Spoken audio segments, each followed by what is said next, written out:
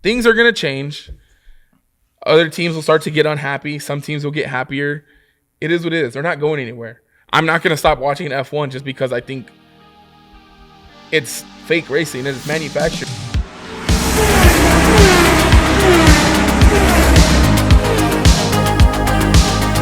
What's up, everyone? Welcome back to another episode of Around the Circuit, Apollo Media's Formula One podcast. As always, I'm your boy Junior, joined by Mark and Ivan. Well, we had a Grand Prix weekend in China. A sprint weekend. It was a sprint weekend, the first sprint weekend of the year. Quick recap of the sprint. It was 19 laps. It was exciting. It was some good stuff that came out of that, considering we're still learning and getting used to these new regs. George won the sprint, followed by the Ferraris. Yep. Kimi had some issues, made contact in the back of the grid with Isaac, ruined Isaac's race. He was still able to, even with the 10-second penalty, able to climb back to, P5? Yeah. Yeah. So, P5. Safe to say that Mercedes is a fucking space shuttle. Past that, a semi-quick 19 laps. We had the safety car and everything else, but after that, it seemed like George was going to dominate another weekend. He was fastest in in the practice session, fastest in qualifying, fastest in the sprints, or in sprint qualifying rather. Then we got to quali, and George had an issue. Yes. Still dropped it on P2. Yep. But Kimi became the youngest pole sitter in F1 history. Bravo, Kimi. And we got into the race, the actual Grand Prix this weekend.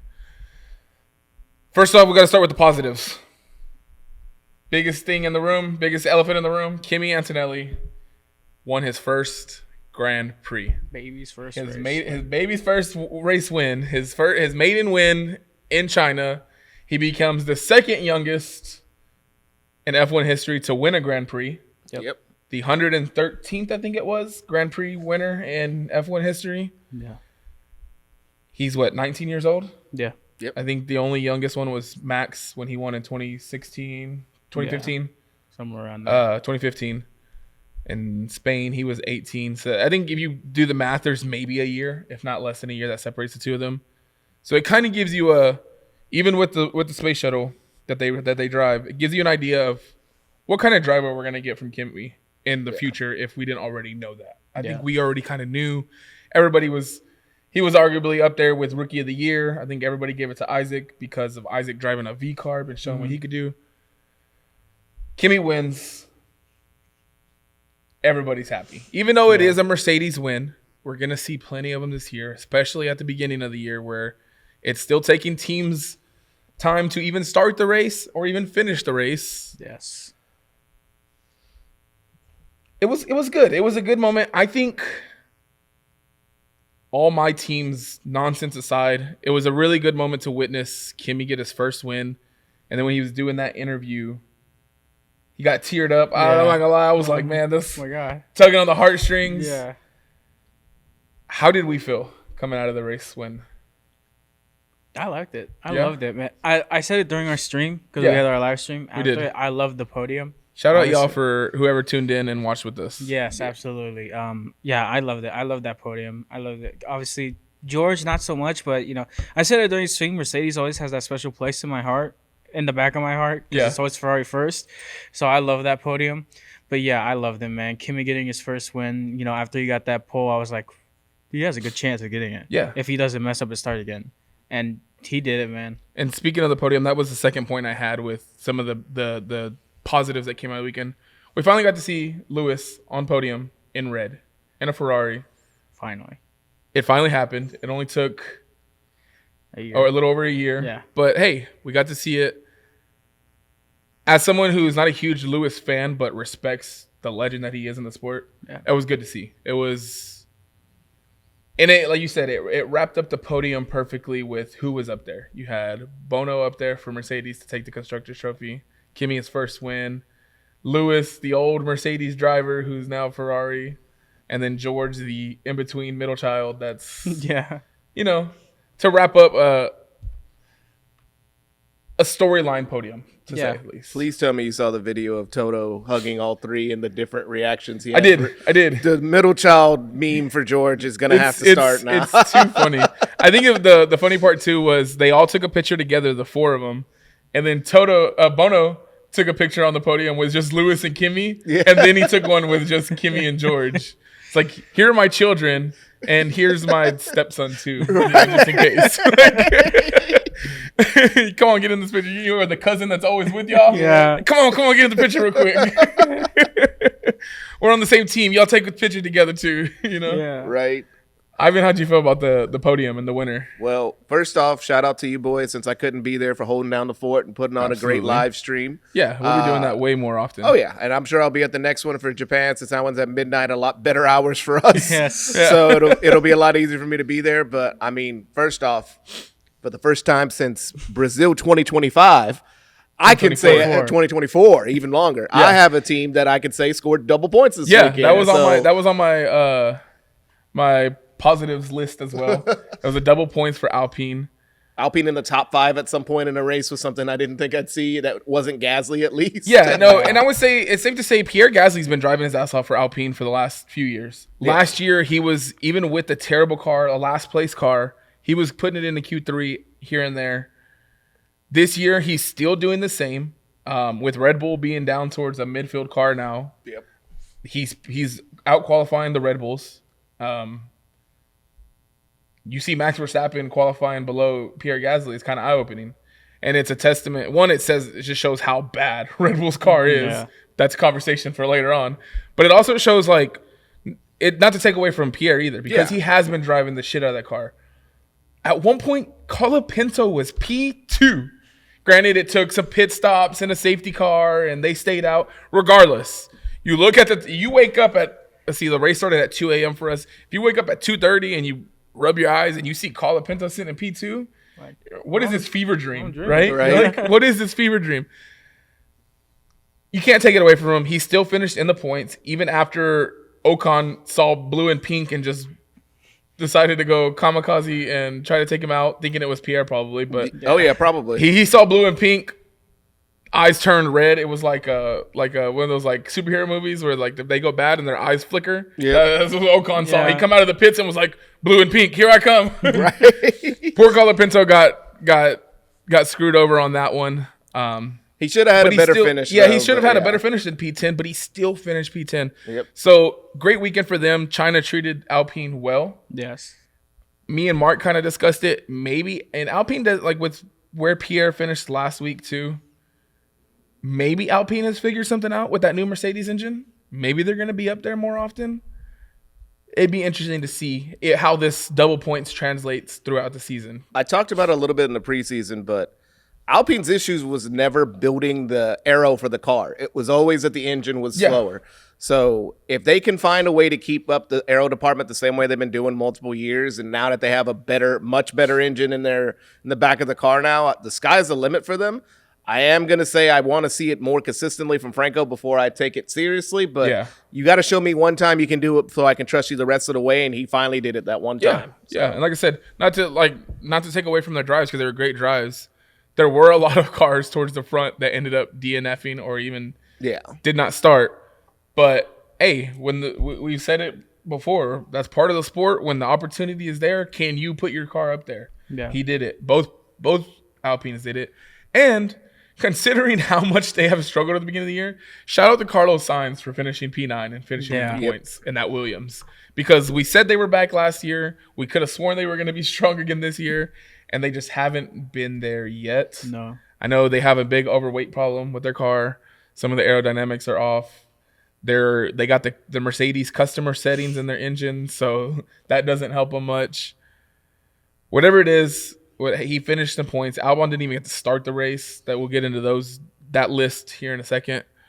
But you got to give credit where credit is due. He took advantage, just like the Alpines. When cars ahead of you don't finish, you take advantage and you get those points that are available. Yeah. And they did it. And I mean, if you want to talk about the tale of two different seasons, Haas. Yeah. Haas has been having a great year, but right now Behrman's going on his Pierre Gasly of last year with Alpine kind of run right now where he is making sure he brings home any points that are available, and to finish where he did in this race, I think P5, that was an incredible job by him to finish where he did. But we talked about it in the preseason too, man. Ocon, especially with the way the race went with Franco and the way he's been doing this season. I will not be surprised to see, unfortunately for Ocon fans, I would not be surprised if these first 2 races are any kind of indicator of what they're going to get this season.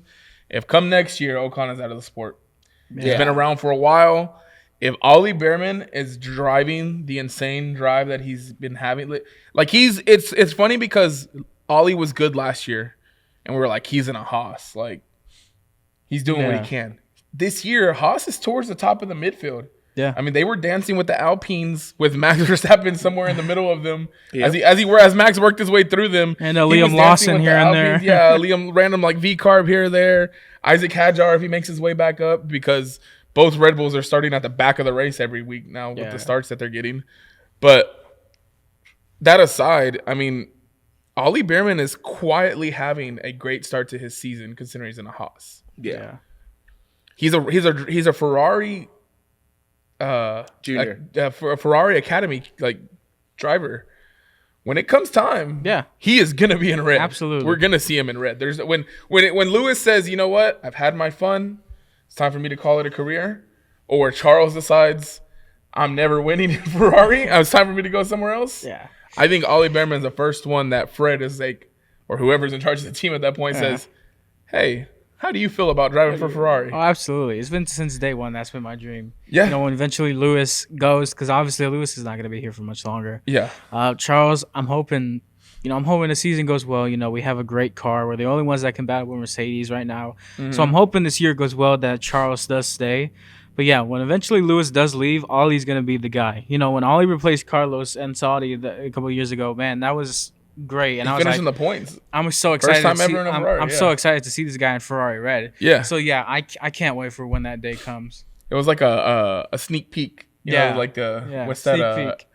Foreshadowing. It was like a foreshadowing Yeah. of what we could expect. I think a lot of the teams it's kind of like a waiting game right now to see if like, I mean, we're going to talk about this later on too, but if like a Max were to leave before Lewis would, just because of, you know, just reasons Max would have to go to another category or anything like that. I mean, there could be a bidding war for Ollie down the road, but the predicament Ferrari only would have one problem to me would be you don't want to have the George Russell situation like Mercedes had where, 4 or 3 years he stayed at Williams that, all right, man, I've been showing him what I can do. Like, it's time to get me to a better team, and they have to just leave him sitting there. So that's the only thing I think Ferrari has to watch out for, but that's only going to help Behrman because, I mean, that's going to make the price go up for him. I mean, Behrman, Hadjar's already up in a big team, so he's probably not going anywhere unless he decides to leave Red Bull in the future for an even better like championship team. Yeah. Kimi's not going anywhere. No. Yeah. I think when you look at like some of the rookies from last year that are performing well this year, it's Bortoletto and it's Ollie. And that's saying if Audi doesn't in here in the next 2 years decide to put it together and be towards the front fighting for a championship randomly, you know what I mean? So, and then shout out to the second/third year guys. There wasn't a lot of hope for both of them coming into the season, to be honest, Liam and Franco. Yeah. Liam had a heck of a weekend too. Yeah. I mean, we already talked about Franco too. Liam has kind of, to me, maybe not as good, but also kind of similar to Behrman, been having like a quiet, not great, but good start to the season. Like V-Carb still has their engines. It's still the Ford power unit. Lindblad is driving insanely for a rookie. So you shout out him. But Liam he's done what he could, I think, for the most part. Now he has had Liam hiccups here and there. Yeah. But for the most part, he's doing what he can. He's having good weekends. Yeah. And you can't really ask much from. I think we've already seen where Liam is at. I think we've pretty much seen Liam at peak. Maybe we get another look at him in a bigger car if he decides to keep out driving the V-Carb. He moves up to a bigger team. But I think it's safe to say Liam's going to be similar to like Ocon or maybe Pierre. One of those midfield drivers that are going to have a long career and do well. Maybe get a race win here or there. Yeah. Some podiums. But that's probably where they're going to sit for most of their career. You know what I Yeah. mean? And not as a shot to them because No, absolutely. shit could always change in the sport, as we've seen. But I think that's kind of where you were going to end up with Liam. And it's not a bad career to have if you pull out a couple podiums or a win here and there. You know what I mean? Yeah, Like, absolutely. winning a Grand Prix is still one of the hardest things to do. Winning a championship is even harder. What you said, Kimi's the only 113th driver. 113th in 75 years. Yeah. 113 drivers. So, when you have anywhere from, if you go back to the beginning of F1, they had 15, maybe 10 to 15 drivers, and now you're up to 22, and it fluctuated over the years on how many teams and drivers there were. Yeah. Any driver could maybe get a lucky podium here and there. Yeah. But if you're constantly getting podiums and a race win here and there throughout your career, I think you should be proud of that. Yeah, absolutely. It's not something to look down on. So we look at some of the negatives to start this week. Mostly the race. We went live, and as we were going live, 10 seconds. It took us 10 seconds to realize there was 4 cars not even starting the race. Both McLarens, unfortunately, did not get to start for separate issues. They were both electronic issues. Neither one of them got to start. Alex Albon didn't get to start, and Bortoleto didn't get to start. Yeah. So off the rip, you have 4 cars retired. You could really say 6 because I think we both knew the Aston Martins weren't going to finish the race. No. They're still at a point where I think I saw something that down the straights after like 15, 20 laps, going down the straights, Fernando was letting go of the steering wheel because of how bad the vibration the video was. and Fernando literally lets go and is holding the wheel like this because he can't hold on to it. It's shaking that much. Aston Martin is bad. It's very bad. I'm considering automatic 2 DNFs every race until they prove otherwise. Yeah. It's kind of what it is. I mean, you have the video of Fernando waving to the Cadillac as he's passing by. Guys, that was like a parade, bro. Yeah. I mean, that Aston Martin, man. I know this is most of us that are here, like first engine regulation changes, but man, it is something else seeing what the problems that Aston's been having. I think Aston's gonna have to just, man, they're probably gonna have to bite the bullet and say, man, we're probably gonna have to be like this for the first 6 races of the year until those engine upgrades come, and until they can get them, they're just gonna have to hold tight. The only good thing for them is that not a ton of people have been like getting points. It's been mostly the same people, and then some of the midfield teams like Ali and like Alpine, like we talked about earlier. Absolutely. So they got some stuff to look forward to, Aston, which is like hopefully they can survive to the 6 races. But I mean, I saw the message you sent with the rumors about possibly getting a new team principal. I do think some changes there are going to have to be made like real quick if they even want to save. That was the biggest thing I saw here yesterday was Adrian Newey wasn't in China. Yeah. As a team principal, it's kind of odd that you're not at race 2. Apparently he was trying to figure out with Honda. I think he was at Honda trying to figure out some of the issues. And then they came out and said, well, he was never going to be at the race anyways. And then there's somebody found a clip where he talked about, I'll see y'all in China. There's some weird things happening at Aston Martin right now. I think a lot of it is self-inflicted. They didn't, they knew they were switching to Honda 3 years ago. Yeah. And then, like Ivan said at the beginning of the year, most of that team that was with Honda when they're in the Red Bull strong years was gone. Yeah. Now it's a whole new team. The engine is shit. The car is terrible. Shaking around. Yeah, it's a death trap on wheels, essentially. Yeah. Torture chamber, whatever you want to call it.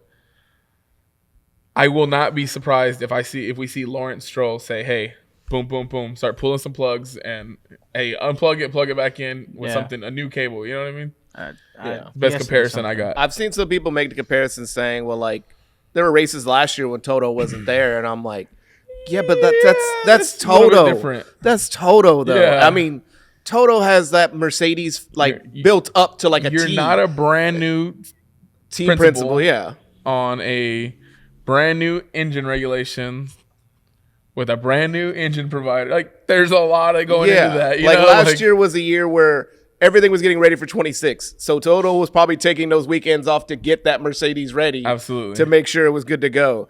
At Aston Martin, man, when you don't show up as a team principal when things are going this bad, that just brings down morale. That just makes everybody feel like, man, why are we even trying? And I mean, shout out to Fernando. I've seen him somehow get that car into the top 10 2 races now. And then unfortunately just has to fall back because of the car itself. So they need to get those things figured out because A, the drivers can't be surviving like this, and B, these drivers, well, I should say Fernando's. I don't know about Lance Stroll's fan base, but Fernando's fan base cannot survive anymore. I mean, it's just unfortunate. You know, Fernando's been around for so long, and you think he's finally going to have a chance to make – he's not going to be around much longer, similar like we said, like Lewis. Some of these guys aren't going to be around much longer, and you finally think with the team they were putting together, he was going to have a chance to fight towards the front, be that fourth or fifth team like Aston Martin has always claimed they wanted to be. And they are dead last out of 11 teams now, not just 10. Out of 11. So it's you wonder what's going through. I would love to be a fly on the wall in Lawrence Stroll's office just to hear his daily conversations about this team right now and what that entails, because I can only imagine. I saw a clip the other day that made me realize how long Fernando has been in the sport. It was I can't remember what exact weekend it was, but it was when Rubens Barrichello was celebrating breaking the record for most F1 Grand Prix. They interviewed Fernando saying, I'd have to go a long way to make it to that record. Fast forward to today, and now he has that record. And I'm like, dude, you've been in the sport forever, dude. And like for him to not get this opportunity to at least have, I mean, bro, be for real. When's the last time Fernando had like a race-winning car? Would it have been his Ferrari years? Probably, yeah. Yeah, like, because, I mean, I know he won a race with Renault, but I mean, Crashgate happened, so I'm not gonna act like that didn't happen. So it's like, dude, it's been over a decade since that man has had a race-winning car, and he thinks he has his chance, and he still can't get that opportunity, man. I think it's funny, you know, we mentioned how long Alonso has been in the sport, but you gotta realize how long Lewis has been in the sport. I just throwing that out there because Kimi during the post-race, conference. Lewis was giving Kimi his praise, as Lewis does. Lewis and Max are like the dads of the paddock with the rookies from last year and everything. And Lewis, there was a lot of moments throughout that because he was on the podium with them where Lewis was like a proud papa, right? Yeah. And it was funny because he's like, man, he goes, it was his first win. It's a great moment. I remember my first win. And Kimi was like, yeah, I was 1 year old. And like he was legitimately 1 year old when Lewis got his first win. So you fast forward to now where Kimi has his first win and Lewis is on the podium, and it's like, wow, like some of these guys have been racing for a very long time. It reminded me of the clip, since we're in Houston down here, like when Jabari Smith checked into the game against LeBron and said, hey man, you played against my dad in the first game of your career. Yeah. It's like, bro, why like, damn, I've been around for a long time. Right? It's like, bro, why are you telling me this? But like to end it on like what we were talking about with Mercedes earlier, man, what a great Lewis's replacement winning his first race with Lewis getting his first podium and Bono being there to see like, wow, there's my past and my future there, right in front of me. It was a great storyline podium. So cool. Even with as much of a not George fan as I am, even with George on there, like I said, he's like that middle child. He's now the leader of the team, the number one driver. But I mean, Kimi's not going anywhere. And if Kimi performs throughout the season like he did this past weekend, who knows? Like I said, maybe my hot take comes true and he does fight for a championship. China aside, obviously some of the bigger things that came out of it too was still the talks of the regulations. It's talk of the town, talk of the internet. Obviously, because the media loves to question him, Max is at the forefront of that with Alonso and a couple other drivers right behind him. Max's comments were, and I'll start off with this because as a Max fan, I feel like this is where I got to start. He said, even if I was winning, I'd be saying the same thing. These regulations are not racing. It feels, I think the biggest word that keeps getting thrown around is fake. He said, it feels fake. He said, and if you think this is racing, then you don't understand anything about racing. As a Max fan, and hearing other people kind of talk about it in some other, podcasts and like other like clips that I've watched, interviews, stuff like that, I'll say I understand where Max is coming from because we know the kind of driver he is. But I think it is a little unfair for him to say, you don't know what you're talking about. You don't understand racing. Now, I say that because the sport right now is in a weird spot where it is growing massively. And we are getting a lot of reach even into the United States now, even more than before. Saying stuff like that, you're kind of like alienating part of the fan base. Yeah. Now, With that being said, F1 is also kind of doing the same thing. Any negative, I mean, we saw they were hiding replies for negative people, replies about the regulations from fans. The regulations are what the regulations are. So they're pushing aside that. They've already said that changes might come. There's constant discussions. Cool. But with this type of racing that we're getting right now, it's alienating your older fan base, I guess you call them the old heads, right? The people who've been watching F1 for 20, 30 years. A lot of them are like, this is shit compared to what I'm used to watching. Yeah. And me and you, Ivan, we had a long discussion. What was it? Sunday? Yeah, Sunday. About what's bad about the regulations, good. I sat there and I thought about it. I've been doing a lot of research into them and kind of looking like at old races, hearing like what a lot of people have to say. And I think I've finally kind of landed where I understand more of why they're bad, and I can see the good in it.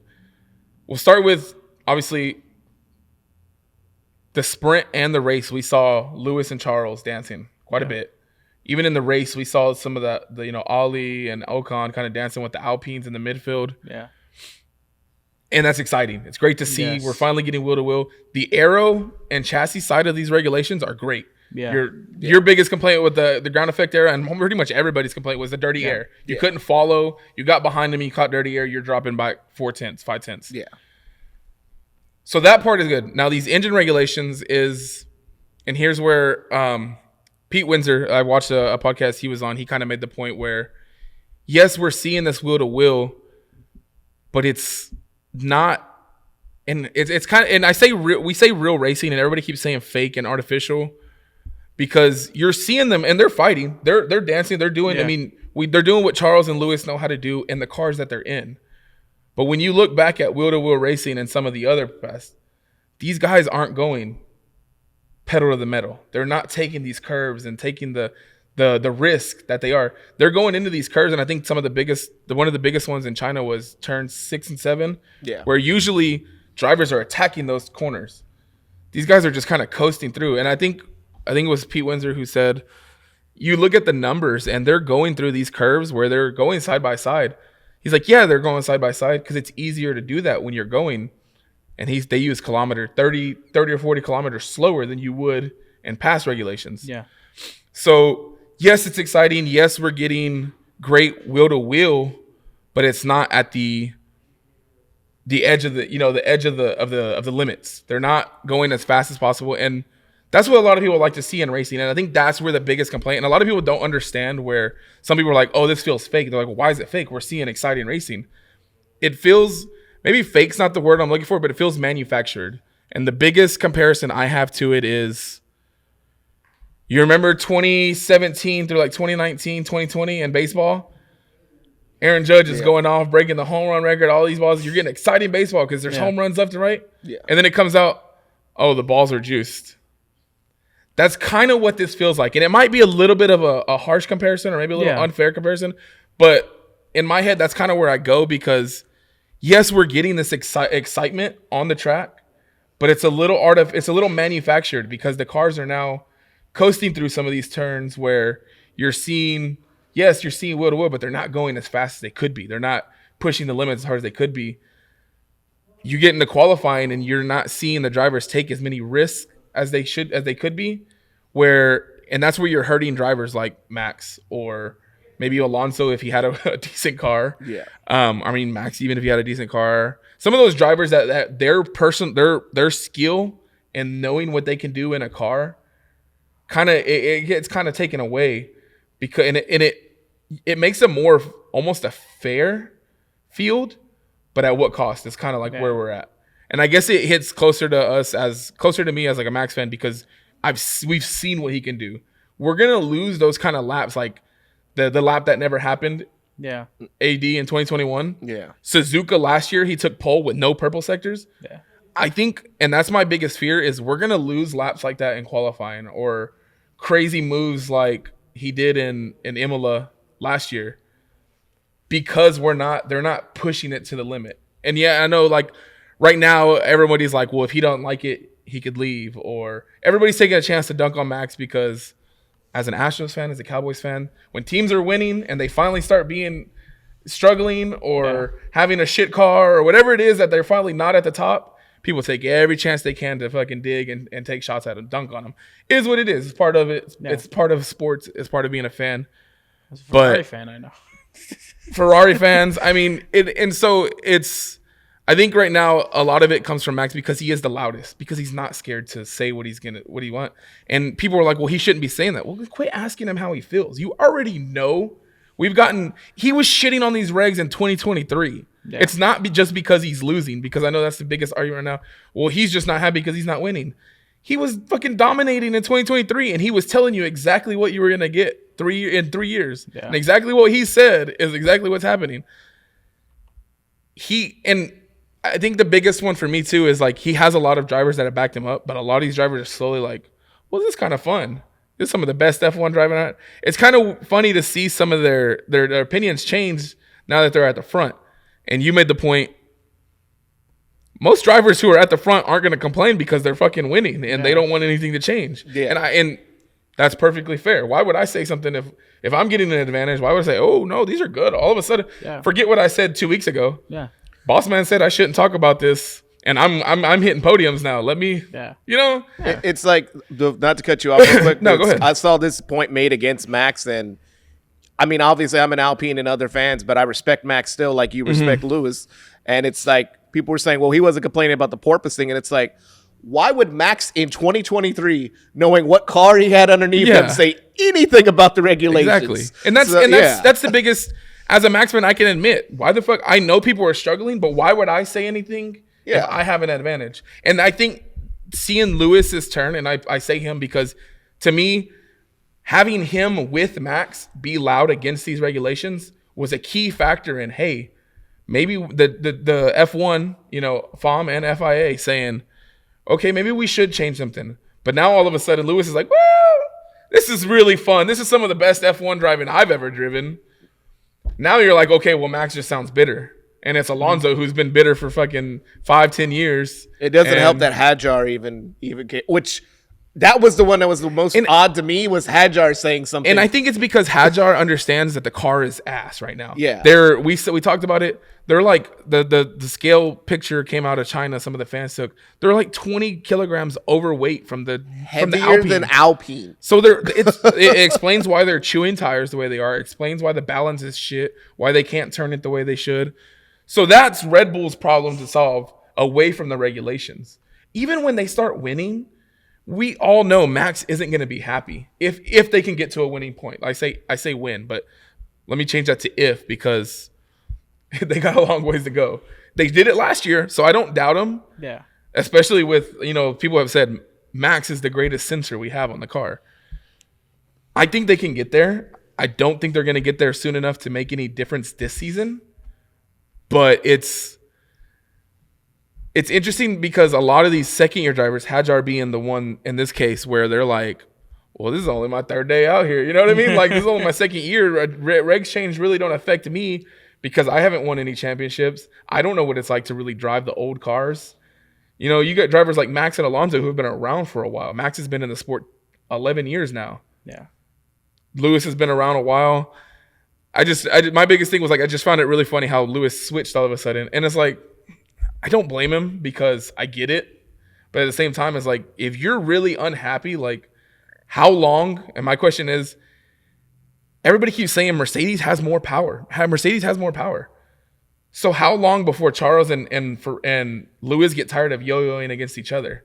While they're 30 seconds ahead of everyone behind them, and both Mercedes are 20 seconds ahead of them.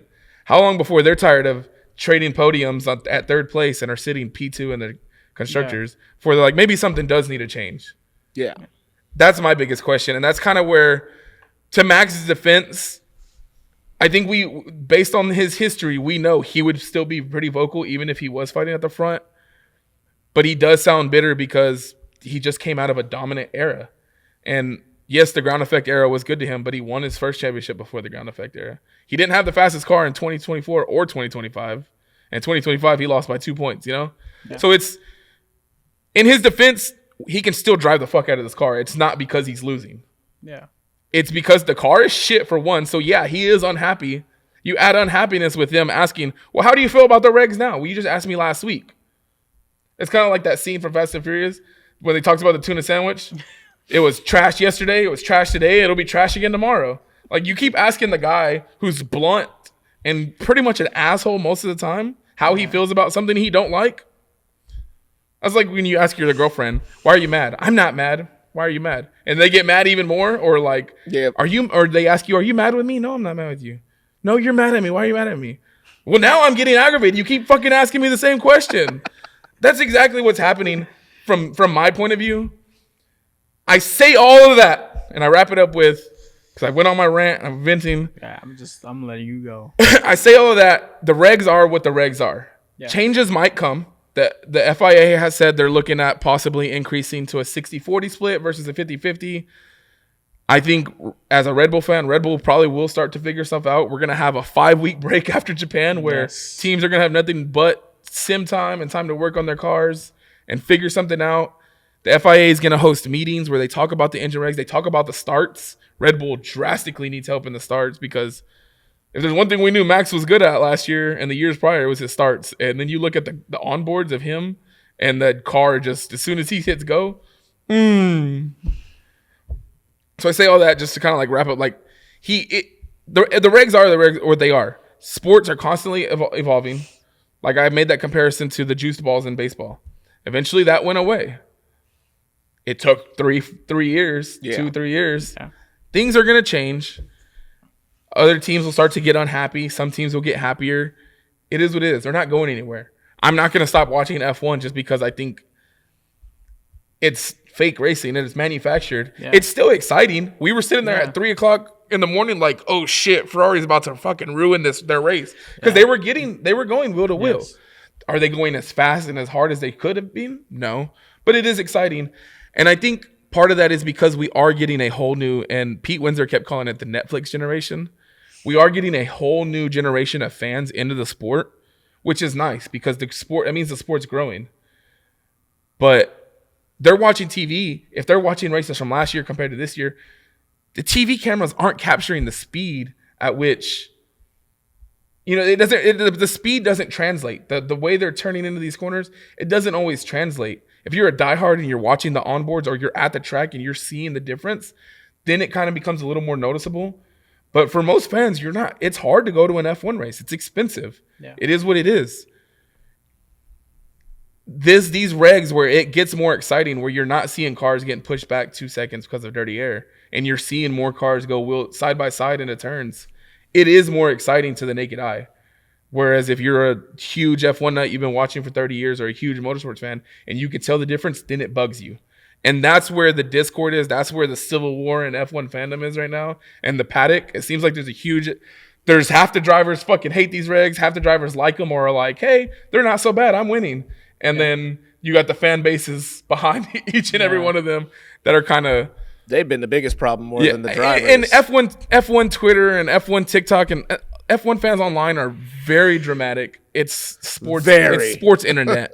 And F1 has one of the biggest drama queen fan base that I've seen out of all the sports that I've watched. And I watch a lot of sports. I can second that. So, I take it on the chin when I see digs at Max like, oh, he's a car merchant, or that's how you know. That's how you know you made it in this sport. Yeah, that's exactly. If you're not hated for winning, then what are you doing, right? Yeah, exactly. So, at the end of the day, as much as I don't like them, I understand. Like I said, I think I found my point to where, like, I understand it. I get it. It's gonna help the sport grow for now, and then in a couple years when we switch back to the V10s on this like hybrid fuel or whatever it is that they figure out to do here in 3 years, when these regs are up, then we get our sport back, I guess you could say.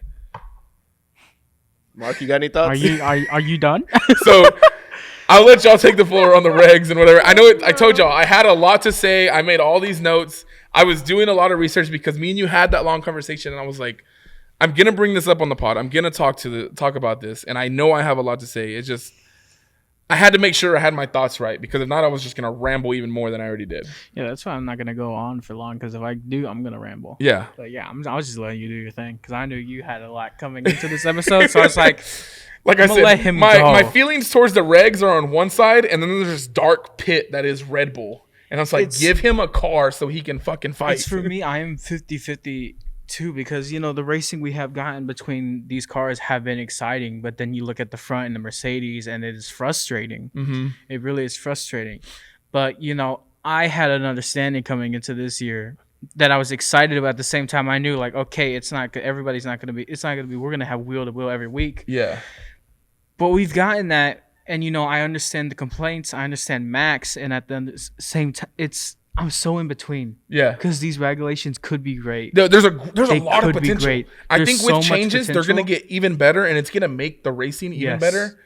I think right now, 2 races in, and it's still very early. Yes, 2 races exactly. in, I understand the frustration, and I understand why people are canceling their F1 TV subscriptions. I guess I wouldn't, but I understand the frustration that comes That's from the just fans. the F1 Twitter being F1 Twitter. Stupid. But it is and also like I overreacting. said, it's a lot of the old heads where, like, in baseball now we have Yeah. ABS. You have the people. Well, the human aspect of it is part of the sport. Yeah. Well, also I hate seeing a ball being called a strike 3 inches off They the said plate. the same thing about the pitch clock too. The which pitch thank clock, yeah. God And the they pitch brought clock that in. has That's been what a fucking that's what I say. amazing. This is not a baseball podcast. Every I'm not sport gonna go- evolves. Right now, we are in a very controversial part of the evolution of F1 because it's not just European fans with a few trickled in of United States fans here and there. The U.S. fan base has grown drastically over the last few years. Yeah. Especially with the additions to Miami and Vegas, possibly more to come. And Netflix pushed in a hole where people were like, holy shit, this looks cool on TV. Let me dive into the sport. And now we're here. And then you had the F1 sport movie. is the F1 movie. That's Oscar brought in winner, even by the more. way. Oscar winner. Shout out to the F1 movie. We're in a weird spot of evolution in the sport where it's making the old heads mad, but the new guys are like, but this is so exciting. And it's like, Yeah. you have to find that happy medium where it's like, okay, I understand the frustrations, but this is where we are. How can it get made Yeah. better to where we meet that line? That's literally exactly where I am. This is exciting to see. Seeing Charles and Lewis going at it, having clean racing and going back and forth is so exciting to see. But I understand the old heads where it's like, oh, I can see how you see it's manufactured racing. Yeah. Mercedes is dominating. You have people in the backfield who can't even finish the goddamn race. Or just You have waving by each other You as have they the do. McLarens who are sitting in the pits like, we can't even start. Yeah, four do not starts is not great for the sport, But and then I understand it's early. This is the very second race. early. This is the second race. We just need to let. I know we lost Bahrain and Saudi because of other things happening in the we world. gotta right let it now. play out. We gotta let the changes be made. We gotta Yes. let the complaints come in. People who are happy now are probably gonna be complaining by the end of the season. People who are Yeah. complaining now probably won't be complaining as much by the end of the year. Yeah, Max being the loudest one and being the forefront of it, I think highlights it more because he's Max Verstappen. He's always been a blunt asshole towards the media. He don't like the media. He don't like doing that shit. So when he's already upset and you ask him dumb questions, like I said, it's just gonna be headlines everywhere, and that's Yeah. always what it is. I mean, we saw the media fiasco last year. yeah.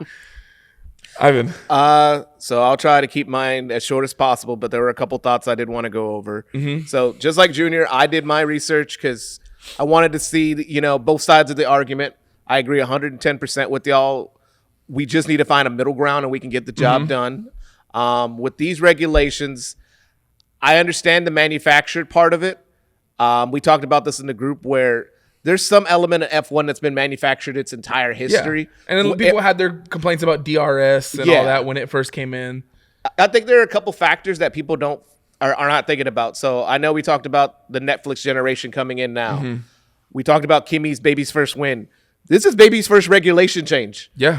I know there's regulation changes after 2021 in Abu Dhabi, but that's different than what these are. These are the first engine regulation We haven't had changes engine regulation changes in what, 15, Yeah, it's 20 been years? since 2017, 2019 or something like that was the Okay. last time that we had. It's been a good long time since Yeah. we had engine changes. And I think it's for a lot of fans that never have seen an engine regulation change in F1. This is what it's like at the beginning. I Yeah. mean, we were going over the numbers. We have had more retirees this past race than we did in the first race of the last regulation changes, but it's about even. It's 7 to 8. Yeah. So, I mean, this is normally what happens. I don't like the clipping. That's the biggest issue I have currently is the engine clipping. but in an odd way, the engine clipping kind of stopped the ahead at the apex BS that we were having to deal with, because you don't have the power to brake last anymore. No, you have to figure it out. Yeah, and I think as they learn more about the cars, as they change the adjustments from 50-50 to 60-40, I don't think we get over 60-40. I think if we do get to 70-30, it is maybe like in the last year. But even then, I mean, part of these regulation changes were what brought Cadillac and Audi into the sport. They're not going to go against it and try to push teams out when we have more teams and more money. It's just not going to.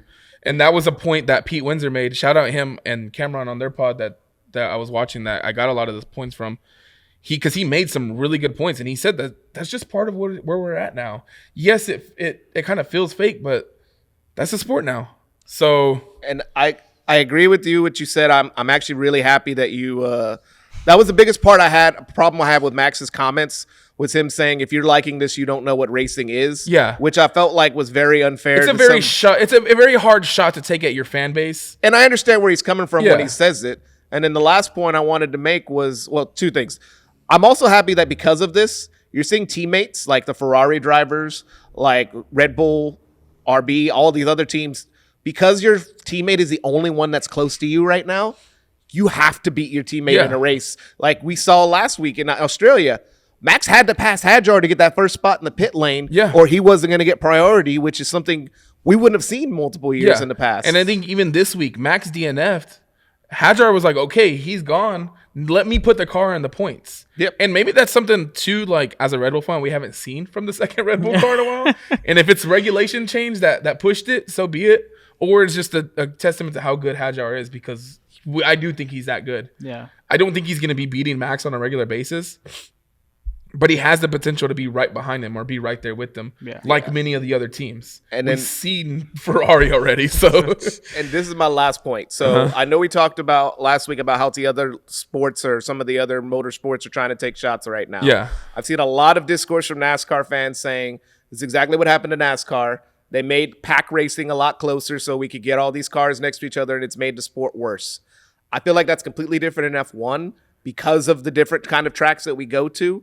But also, NASCAR fans also conveniently leave out, they added a dumbass playoff system too. Well, when they did that too, which we don't have in F1, which I think that's the biggest thing that drove people away in that sport. Yeah. I do understand people being driven away and like unsubscribing for right now. That's just going to happen. But for other motorsports, especially like NASCAR, to say, well, when we had pack racing, it made things worse for us now. And it's like, dude, y'all had a winner-take-all race at the end of the season where all the points reset and you could be messed up by a pit stop and lose the championship. Yeah. We just had last year in NASCAR where a driver won 11 races out of the 24 or 25, and he still didn't win the championship because he didn't win the last race of the season. So you can't say that from other motorsports and say that's going to happen in F1. I just think it's a waiting game like Junior talked about. Yeah. There are good and bad of these regulations. I don't want to say the good outweigh the bad, but I want to say it's not as dark as some of the other fans that are in Formula One. There's a lot of fans that, and I say this as a Max fan and seeing fellow Max fans on the timeline, there's a lot of fans who are Alonso fans or Max fans or fans of teams that are and drivers that are struggling right now because their car is not as good as Mercedes or even Lando. Lando's a reigning champ. He didn't even get to start the race. Oscar hasn't fucking raced the safety car has more laps than Oscar in 2026. That's been the quietest fan base. There's a lot of those fan bases that are in a dark place because of their team struggling. And as a Max fan, I understand it. Yeah. And so their first shot is, well, these regulations just fucking suck, and that's why they're bad. Yes and no. I understand that knowing what Max can do in a fucking race car, as soon as Red Bull figures something out and gets them up there, he's going to be up there. He might not be winning every fucking race, but I know he's going to be able to push the car to whatever it can do. He's going to figure it out. He might not like it and he might not have fun, but he's going to do it. It's just an easy shot to take right now for fans that are just not having fun because their driver isn't winning or struggling or even racing at this point. I also feel like Pirelli's getting away right now with like a lot of stuff. There's no reason Lewis tires on the mediums should have looked the way they did after chasing Those George. Tires are bad. Like, I think Pirelli's sneaking underneath the radar. What's crazy is the cars being lighter and not taking turns as hard as they have in the past and still degrading the way they are. Yeah. That should be eye-opening. And it's for people like us, we've seen it. We've brought it up with each other. Yeah. We see that. But with everything else at the top of the headlines, that's kind of like that. Pirelli's just kind of like, yeah, y'all keep talking about that, man. Y'all don't need to talk about the tires, man. We good on that. We made our points. We got our. I was able to vent. This was something I really needed to. We needed a good therapy session. Yeah, we needed this because we've had a lot of discussions. Hopefully, Red Bull can figure this shit out. Dating Kim Kardashian has done Lewis some good, maybe. I think that, like I said, another like big point was that I think it's hard to watch the F1 race I watched and then go in to watch the Indy race, the Arlington race, because it was right down the road. I wanted to watch it. Yeah. That move that Kirkwood made on Palou and like the last like few laps where he took the win was insane. And it made me think, I was like, man, I can't name one overtake in the first two races that really like made me go, oh shit. Yeah. There was some close wheel to wheel from Lewis and Charles that made me cringe because I was like, if they crash, that ruins their race, and now George really takes a podium.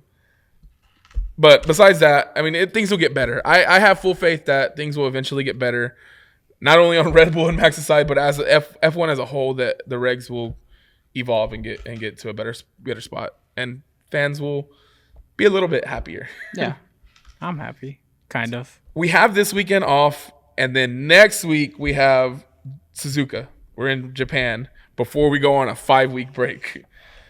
So we'll be back next week to preview Suzuka. We'll be back the week after to recap, and then we will find some way we will do to something. Stay entertained with the rest of the F1 fans. Possibly we'll do like our own simulation race of Bahrain and Jeddah, just to kind of maybe we can invite some of the viewers to do the live. We'll do something. We'll throw something out there, and I'll do like a live stream on the YouTube or on Twitch, and kind of like we'll race. I'll probably be at the back of the pack while you two fight for a win. But hey, we'll figure something out to call the Bahrain GP presented by Apollo. Yeah, fill in the gap. Similar to that year in 2020 when we didn't have baseball. I think Dez was doing simulation season on MLB The Show. We'll do something like that for these two races or something along those lines, but we'll figure it out when we get there. Next week, we'll come in, we'll preview the Japanese Grand Prix. Don't forget to hit that subscribe button if you haven't already. We're trying to build this channel up. Get to 100 followers is our first goal, and then we'll go from there. But for right now, we're trying to get up to 100 subscribers. Sorry. Please follow. Yes. So please hit that subscribe button, hit that like button, drop your comments on whatever you think about the race, whatever you think about the regulations. We'd love to hear from y'all. Follow us on all our socials. We're at Around the Circuit. Like I said, on YouTube, subscribe. Follow us at Around the Circuit on TikTok and Instagram, at Around the CCT on Twitter or X, whatever you call it. And then you'll find all our personals from there. March on Warrior, MPC H-Town, and IO White One. Until next week, thank you for watching. We'll come in, we'll preview Japan. Boys, any last thoughts? Double points! Ferrari double podium. Japan, let's do it. Get it together, Red Bull. We're out of here. Peace.